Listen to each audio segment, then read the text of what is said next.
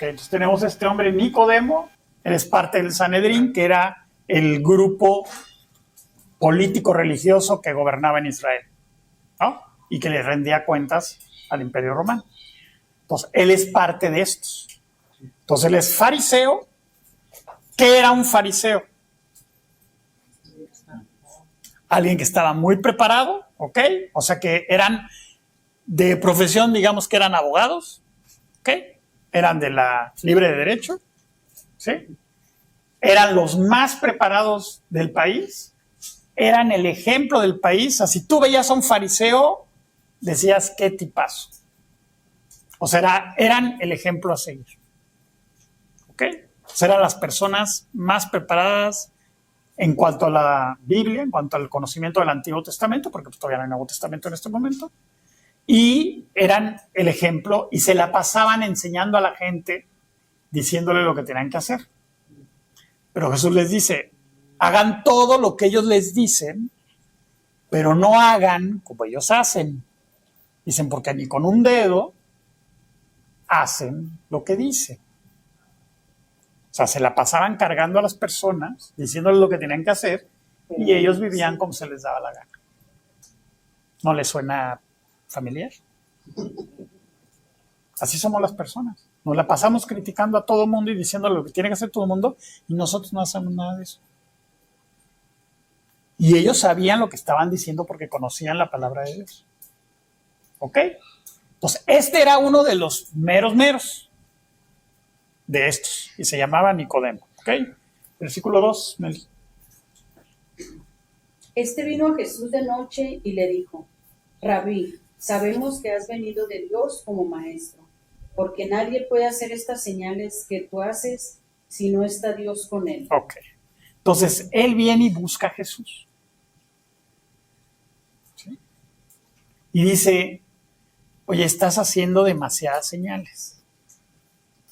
Se me hace que tú eres el que dicen los profetas. Pero no me está cuadrando. ¿Sí? ¿Qué es lo que los judíos están esperando como Mesías? ¿Como quién? Como David, ¿no? Porque el Mesías era un hijo de David, iba a ser como David. ¿David qué hizo? Se chutó a Goliat, ¿no? Y luego consolidó el reino. Entonces es un rey guerrero que se chuta a los enemigos que están en contra de nosotros. O sea, el Mesías que viene, ¿qué tiene que traer? Pues tiene que traer armas, tiene que traer un ejército y se va a echar a los romanos, ¿no? Porque ellos están bajo el yugo romano en este momento. Acuérdate, estamos año 30 del primer siglo. Entonces, Nicodemo está diciendo, ok, este Jesús, pues sí está sanando enfermos, está predicando como dice la palabra, está haciendo señales, exorcizando, salvando gente, pero ¿dónde está el ejército? ¿Ok? Todos hacemos a Dios como yo quiero pensar que debe ser Dios y no como dice la palabra de Dios. ¿Ok? Entonces, ¿qué piensas que Dios está haciendo ahorita? ¿Qué está haciendo Dios? Buscando nuestra vida. ¿Sí? Y nosotros ahí vamos de noche, ¿no? Hay unos que dicen, bueno, es que lo hacía para que nadie los viera. Yo más bien creo que era un momento donde él podía hablar con Jesús, ¿no? O sea, era un momento en que sí podía hablar con Jesús. Y le dice, es que yo tengo este tema, ¿no? O sea, yo creo que o sea, Dios tiene que estar contigo porque todo lo que está pasando y todas las señales que estás haciendo, pues tú tienes que venir de Dios, pero como que no acaba de cuadrarme el 2 más 2, ¿verdad? Entonces, el versículo 3, Analí. Sale, el 3. 3. Respondió Jesús y le dijo, de cierto te digo, que el que no naciere de nuevo no puede ver el reino de Dios. Ok. Entonces, Nicodemo trae todo el tema de que pues, si cumples o no cumples, si das o no das, si eres o no eres. ¿Y cuál es la respuesta de Dios? ¿Cuál es la respuesta de Jesús? Se va al punto importante de la vida. De cierto te digo, que si no naces de nuevo, no puedes ver el reino de Dios. No le dijo, Nicodemo, ¿cómo legislas? ¿Cómo te va en el Sanedrín? ¿Te portas bien con tu familia? ¿Pagas tus impuestos? ¿Te levantas temprano todos los días? No. Todo eso es intrascendente. Qué bueno que lo hagas y que lo hagas bien, pero de eso nada te sirve. Lo único que te sirve en la vida es saber a dónde vas a ir el día que mueras. Es lo único importante.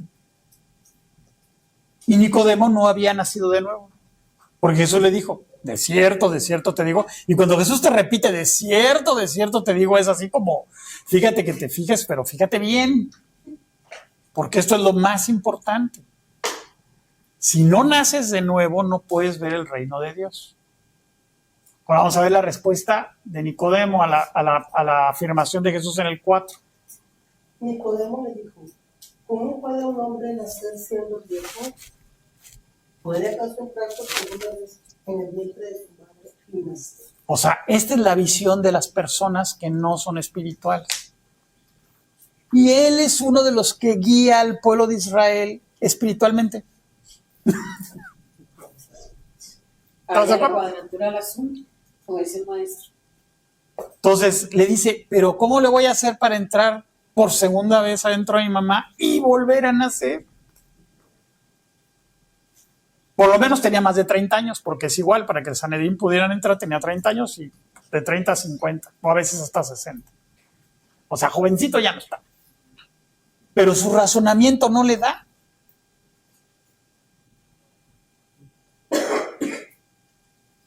Pero si no nacemos de nuevo no podemos ver el reino de Dios. Esto es lo que piensa un gentil, o sea, una persona incrédula, una persona que no cree. Y él enseña la Biblia, pero no cree. Porque esa es su respuesta, habla de eso. Entonces Jesús le vuelve a repetir. Vámonos al versículo 5. Respondió Jesús, de cierto te digo, que el que no naciere de agua y del Espíritu no puede entrar en el reino de Dios. Ok, entonces otra vez le dice, fíjate que te tienes que fijar muy bien de lo que te estoy diciendo. De cierto te digo que el que no naciere, y aquí ya le aclara todavía más, del agua, ahí estamos haciendo la referencia al bautismo que ellos no hacían, porque según ellos ya creen, y dice, y del Espíritu, no puede entrar en el reino de Dios. ¿Qué piensa un judío del siglo I cuando le dicen que va a tener al Espíritu? ¿Qué piensa? No, ¿por qué? Porque aprendí, niño. ¿Pero qué? ¿Cuál es el racional de eso? ¿Qué dice la Biblia con respecto al Espíritu? ¿Dónde estaba el Espíritu de Dios? En la iglesia. No había iglesia. ¿En dónde? En el tabernáculo. Ya no había tabernáculo, lo que había era el templo. ¿En qué lugar del templo? Sí, pero ¿en qué lugar? ¿Dentro del templo? En el lugar santísimo. El templo, bueno, el tabernáculo primero, y luego el templo es la oficina de Dios. Es donde Dios atiende, es donde Él te recibe. ¿Ok? ¿Y dónde Él está?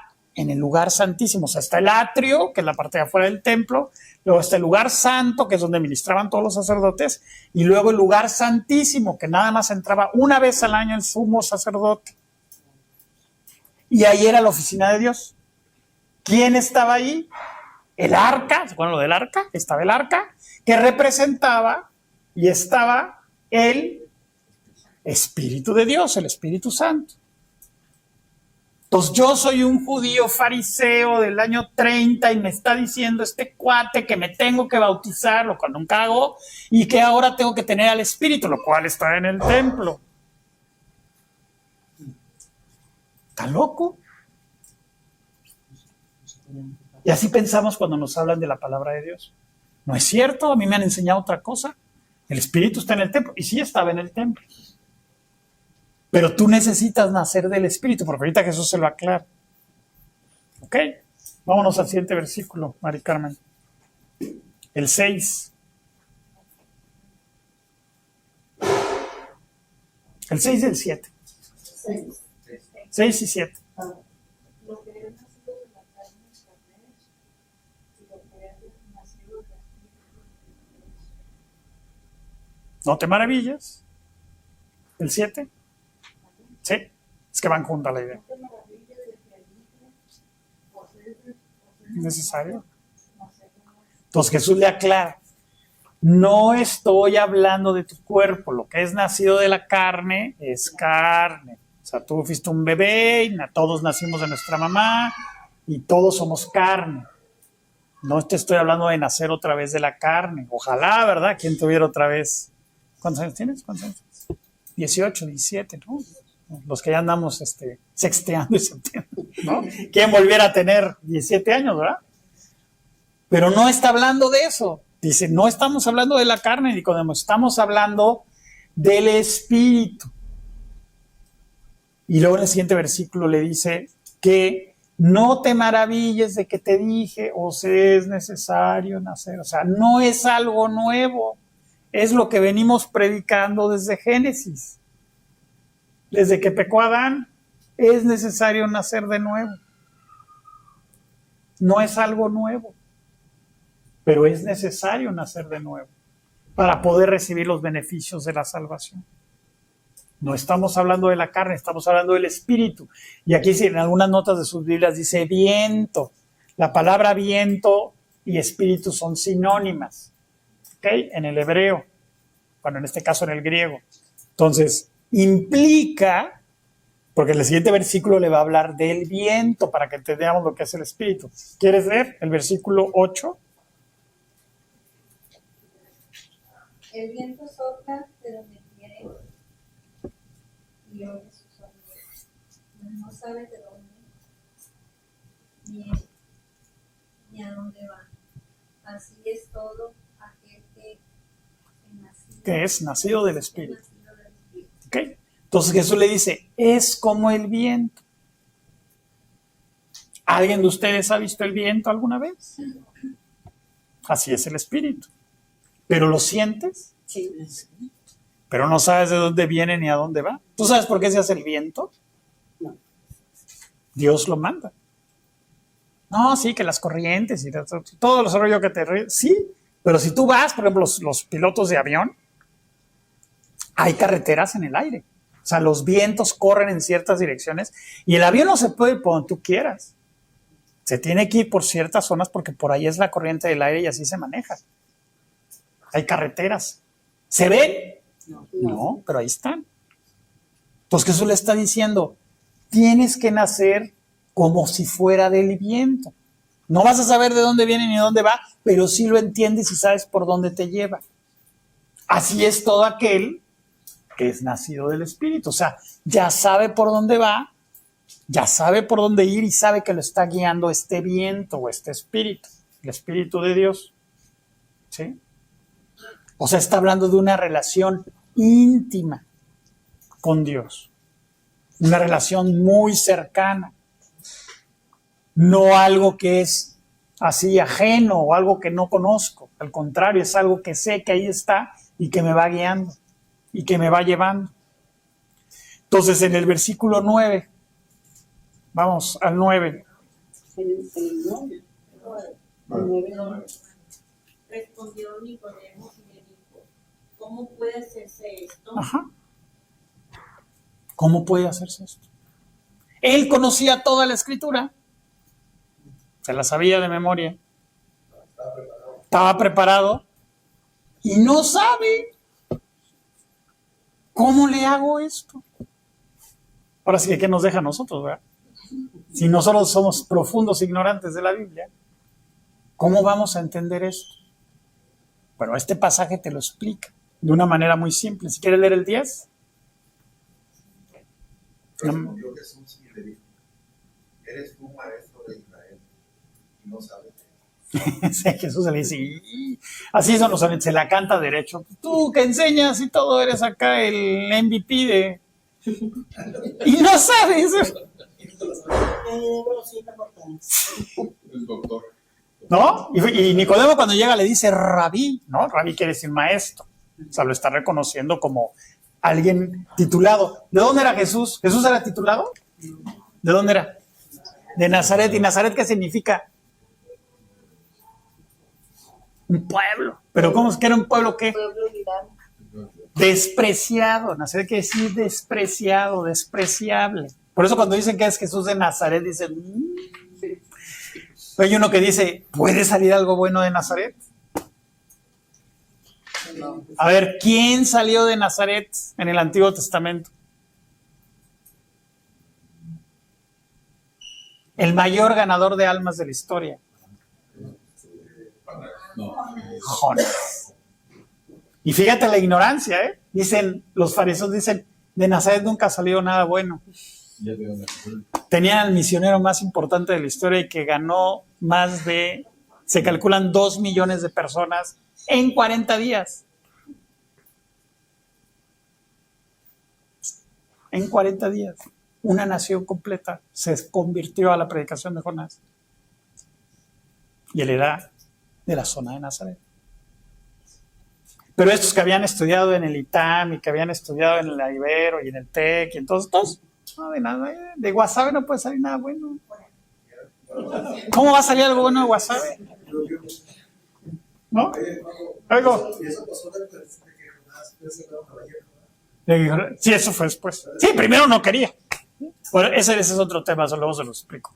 Pero el que estudiaba la escritura sabía que Jonás había venido de ahí. ¿Y a quién le predicó? A un pueblo gentil. O sea, no eran judíos. Como nosotros. Llenos de ídolos y llenos de cosas horribles. Entonces, Jesús le dice, oye, o sea, si tú eres el maestro de Israel y no sabes esto, ahora sí, ¿qué hacemos? ¿No? Si tú eres el responsable de enseñar esto y no lo sabes, ¿no? Es como el típico que está en la escuela y le pregunta al profesor las preguntas incómodas, ¿verdad? ¿No? Y usted es el maestro y no se la sabe, profesor. ¿Qué vamos a hacer? Entonces agarra y dice en el versículo 10 allá, Manuel, estás en segunda fila.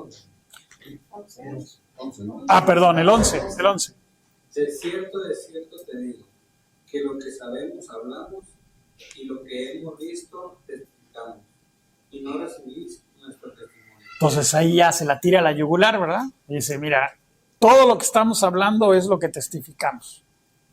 O sea, damos testimonio de. Tú vas ante un notario, los fariseos fungían como notarios, salud, y le dice, si yo llego y doy fe de algo, mi palabra vale. Entonces, lo que yo testifico es lo que hablo. O sea, no te estoy hablando de ninguna cosa rara ni diferente. Por ejemplo, mi mamá, yo no soy hijo de mi mamá. Mis papás nunca estuvieron casados. Mis hermanos y yo no somos hermanos. ¿Y qué otra? Nunca se divorciaron mis papás. Porque mi mamá en esos 4 documentos tiene diferente su nombre. Entonces, mis papás nunca se casaron. Mis papás no son mis papás. Mis hermanos tampoco son mis hermanos. Ni tampoco mis papás se divorciaron. Porque cada uno de esos documentos que dieron testimonio, el nombre de mi mamá estaba mal. En uno venía con S, otro con Z, otro sin A, otros con A, así. Mi mamá tenía su nombre artístico, entonces ponía su nombre. Y luego firmaba de un modo, luego firmaba de otro.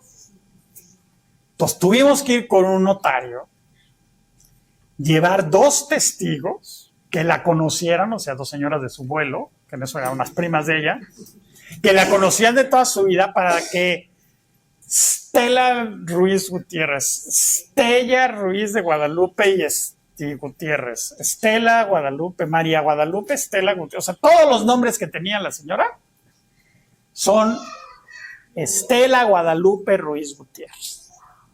alias mi mamá, mamá de mis hermanos, esposa de mi papá y divorciada de mi papá. ¿Okay? Pero hubo 2 testigos que dieron testimonio y daban fe o decían la verdad acerca de que esa persona era todas esas personas la misma. Entonces ya ahí le pudimos arreglar los papeles a mi mamá. Si el abogado de mi papá hubiera sido hábil, hubiera sido otro el cuento del divorcio. Fácil, pero bueno. Entonces, aquí Jesús le está diciendo algo parecido. Le está diciendo, lo que sabemos hablamos y lo que hemos visto testificamos, ¿no? O sea, no te estoy hablando nada diferente que lo que dice la Escritura. Te estoy dando testimonio, o sea, soy testigo de esto que te estoy diciendo, estoy dando fe, y dice, y no recibes nuestro testimonio. O sea, no crees lo que te estoy diciendo. Antes, no sé si todavía, pero ya creo que ya no se usan, había cheques, ¿no? Entonces tú le ponías 10,000 pesos al portador, ¿no? Y lo firmabas, ¿no?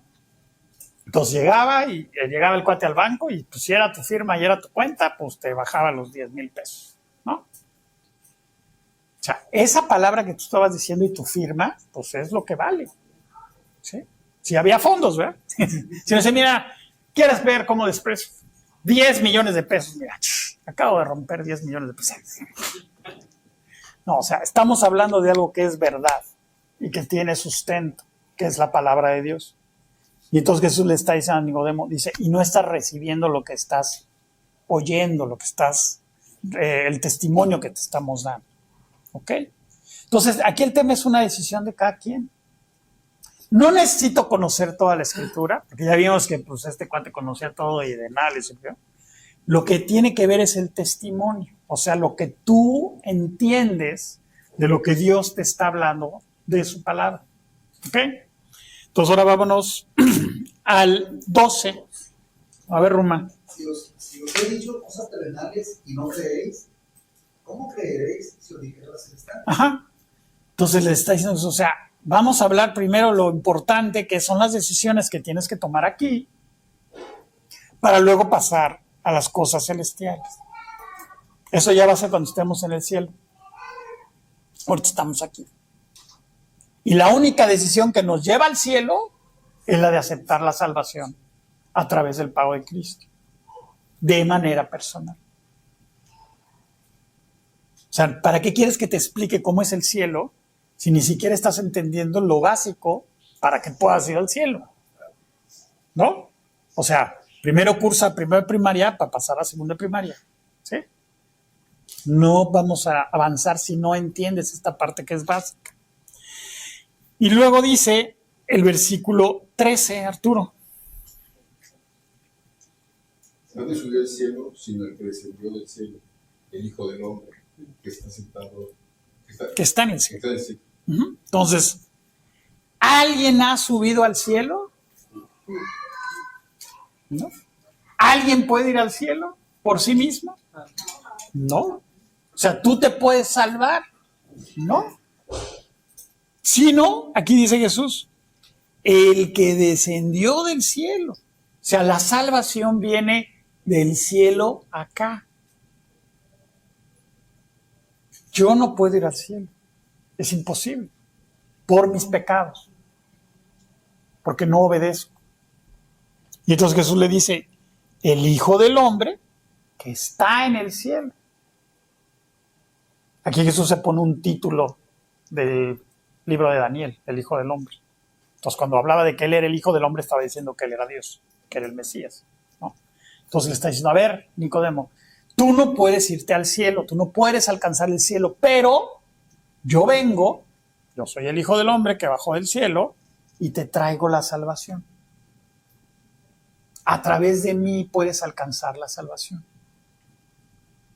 Entonces Nicodemo le va a decir, le pone un ejemplo. Si nos lees Florencia, el 14, le pone el ejemplo. Y como Moisés levantó la serpiente en el desierto, así es necesario que el Hijo del Hombre sea levantado. Ajá. Entonces, cuando aquí Jesús, volvemos al tema, la Biblia es una unidad. Entonces Jesús lo manda al Éxodo. ¿no? O allá Números, ¿no? Porque se pasa que está en Números. Y le dice, cuando estaban en el Éxodo, los israelitas en el desierto, hubo una plaga de serpientes venenosas que Dios les manda porque, o sea, ya andaban otra vez, ¿no? En la misma, de rebeldes.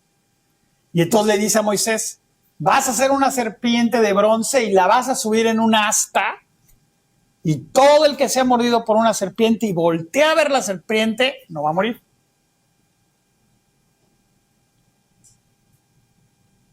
O sea, nada más volteando a ver a la serpiente. Sí, obviamente tenías que creer, ¿verdad? Porque Dios había dicho, si volteas a ver a la serpiente, no mueres. Pero tienes que voltear a ver creyendo. Y entonces Jesús toma ese ejemplo y le dice, así como la serpiente fue levantada en el desierto, en un asta de madera, dice, así el Hijo del Hombre va a ser levantado. ¿A dónde levantaron a Jesús? En un asta de madera en la cruz. Igual. Entonces le está diciendo, todas tus enseñanzas que tienes aquí del Antiguo Testamento tienen que ver conmigo, le dice Jesús. Porque así como está el ejemplo que Dios le dio a Moisés para que no se murieran, porque el pecado te muerde, la serpiente te muerde, te envenena y te mata. ¿Sí? La paga del pecado es muerte. ¿Por qué se mueren las personas? ¿Por qué nos morimos? Sí saben que se van a morir, ¿verdad? Sí, porque luego hay unos que piensan que no, ¿no? Que pensamos que somos eternos, ¿no? Sí saben que se van a morir, ¿verdad? Y sí saben por qué se van a morir. Porque pecamos. Porque si alguien no pecara, ¿qué pasaría? No se moriría. Pero la paga del pecado es muerte.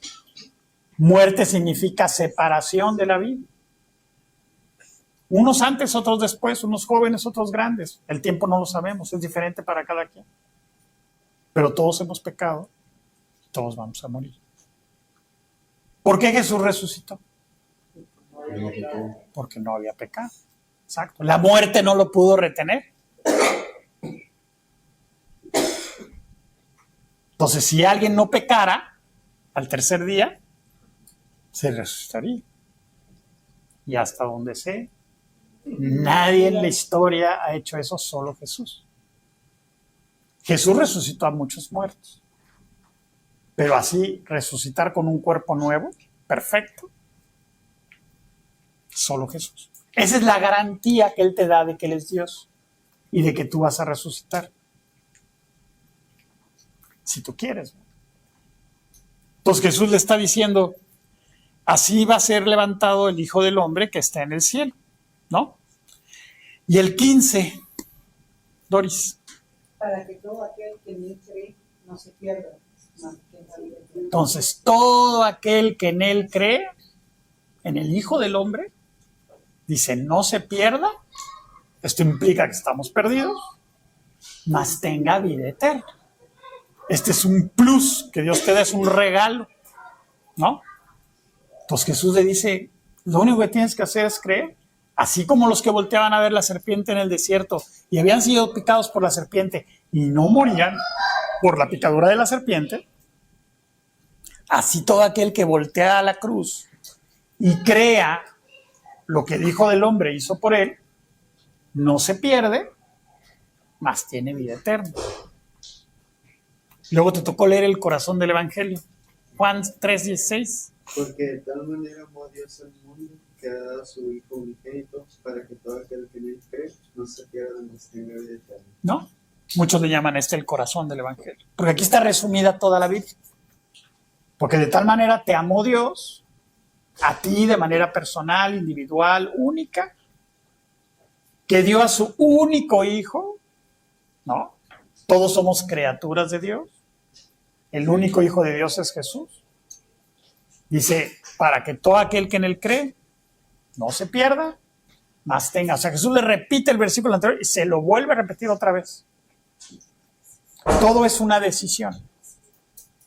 Para que todo aquel que en él cree no se pierda, mas tenga vida eterna. Es un regalo. No es algo que yo pueda alcanzar. Ya vimos que yo no puedo subir al cielo, ¿no? Aunque me sepa todo lo que se sabía Nicodemo, ¿sí? Lo que yo necesito es de aquel que vino del cielo y pagó mi deuda. Tenemos una deuda y esa la pagó Jesús en la cruz. Por eso vino Jesús. Porque si no necesitáramos a Jesús, pues no hubiera venido. O hubiera venido y nos hubiera dicho, sale así, así, así, así. Ya. ¿No? Pero pues no. La verdad es que lo que dijo es, pues si no es a través de mí, no hay manera. ¿No? Y entonces dice el 17, ¿no lees, Berta? Porque no envió Dios a su Hijo al mundo para condenar al mundo, sino para que el mundo sea salvo por él. Ajá. Entonces, ¿a qué envió Dios a su Hijo? A salvarnos. No a condenarnos. Dios no condena a nadie. Nosotros solos nos condenamos al pecar. Y también nos salvamos al aceptar el pago de Cristo. Es tu decisión. Entonces, Dios no condena a nadie. No, es que Dios es un malvado y los condena. Ya sabes, ¿no? Toda la culpa siempre la tiene Dios. ¿No? ¿No? Aquí es al revés. Nos aclara que Él vino a salvarnos. Porque nos ama. Luego el 18. El que en él cree no es condenado, pero el que no cree ya ha sido condenado, porque no ha creído en el nombre del unigénito Hijo de Dios. ¿Okay? Entonces aquí dice que el que cree no es condenado. ¿Qué es lo que tengo que creer? La Biblia, su palabra, el testimonio de Él. Dice, pero el que no cree la Biblia, su palabra, dice, ya ha sido condenado. O sea, Dios no te puede rescatar si tú no quieres ser rescatado. Así en términos prácticos. Porque el que no ha creído en el nombre del unigénito Hijo de Dios es condenado. Esa es la salvación. Entonces, ¿a qué se resume? Vamos a leer el último versículo del capítulo 3. O sea, el versículo 36. Si lo lees, María Alejandra, por favor. El que cree en el Hijo tiene vida eterna, pero el que se rehúsa a creer en el Hijo no verá la vida, sino que la ira de Dios estará sobre él. Entonces, el que cree en el Hijo tiene la vida eterna, pero el que rehúsa, ambas cosas son una decisión, creer o rehusar creer. Dice, el que rehúsa creer en el Hijo, dice, no verá la vida, sino que la ira de Dios está sobre él. ¿Okay? Entonces, ¿de qué se trata la vida? De tomar esta decisión. Todo lo demás, todas las demás decisiones son importantes, sí, pero no son eternas. Lo más importante es que tú decidas aceptar el pago de Jesús en la cruz. Buenísimo. Y esto se hace a través de pedírselo. ¿Qué es lo que le tengo que pedir a Jesús? Primeramente, creer en su amor. Segundo, reconocerme pecador. Tercero, arrepentirme de mis pecados. Y aceptar el pago de Jesús en la cruz, que salda mis pecados, invitándolo a mi vida para que sea mi Señor y Salvador. O sea, aceptar al Hijo, lo que hizo por mí. Esta es una decisión personal. ¿Cómo se hace? Se lo tienes que pedir orando. La oración no existe como tal, pero lo que sí existe son los puntos que ahorita vimos, que son estos: el amor de Dios, el pecado, el arrepentimiento y el sustituto. Yo tomé esta decisión hace 35 años y nací de nuevo. ¿Okay? Eso es nacer de nuevo. Lo que voy a hacer ahorita es que yo voy a orar. De los que están aquí, si quieren invitar a Jesús a su corazón, lo único que tienen que hacer es ser honestos con Dios, ¿verdad? Yo no puedo ver su mente ni su corazón, ¿no? Pero Dios sí. Entonces, las palabras no importan, sino los conceptos. Importa que tú entiendas que Dios te ama, que has pecado y que esos pecados te condenan. Por lo tanto, necesitas un sustituto, un salvador que cubra tus pecados a través de su sangre y te arrepientas de tus pecados, ¿verdad? Porque ves que, pues sí, yo sé que estoy mal y qué, ¿no? Pues ahí no hay arrepentimiento. Y que le abras la puerta de tu corazón o de tu vida. Hay un versículo que dice: he aquí yo estoy a la puerta y llamo. Si alguno oye mi voz y abre la puerta, entraré a él y cenaré con él y él conmigo. Se habla de esta relación personal. ¿A qué puerta está tocando Jesús? A tu vida, a tu ser. Si tú decides abrir la puerta, él entra. Y dice que va a compartir contigo la cena. O sea, una relación de familia o muy cercana o íntima, como la quieras ver. ¿Ok? Entonces yo voy a orar. Si se lo quieren pedir, los que no se lo hayan pedido, se lo pueden pedir. No necesitan repetir nada, pero sí ser honestos, ¿verdad? ¿Ok? Entonces vamos a orar. Dios, te damos gracias por este día y la oportunidad de reunirnos en tu nombre. Gracias por este hogar que abre sus puertas para compartir de ti. Y pues Dios, hoy he entendido que tú me amas. También he entendido que he pecado. Y estoy arrepentido de mis pecados, Señor, aunque no recuerde todos. Yo sé que tú conoces todos y cada uno de ellos y te pido perdón. Y me arrepiento de esto, Dios. Y quiero aceptar el pago de Jesús en la cruz que salda mi deuda de pecados, pasada y futura. Y te abro la puerta de mi corazón, la puerta de mi ser, Señor, para que tú entres y yo nazca de nuevo. Y me des esta vida nueva que tú prometes en tu palabra. Te doy gracias, Dios, y te lo pido en nombre de Jesucristo. Amén. Amén. Entonces, ¿qué pasa cuando alguien nace de nuevo? Las cosas cambian. ¿Cómo sé que nací de nuevo? Porque mi vida cambia. Hace 35 años no estarías aquí sentada hablando conmigo. Si me conocieran, ¿no? Pero Dios cambia las vidas, hace vidas nuevas, diferentes, y van de acuerdo a su palabra. ¿Ok? Entonces, lo importante es que yo tenga claro esto, la salvación. Y es un regalo, no cuesta nada. O sea, a nosotros nos cuesta, a Jesús le costó toda su sangre, ¿verdad? Pero para nosotros es un regalo, o sea, es algo que si la persona lo acepta, ya nunca sale. O sea, eres salvo, eres sellado por el Espíritu Santo, y como el viento, ¿no? Dice que no sabe dónde viene, a dónde va, pero Él te va a guiar. No te preocupes. Ok.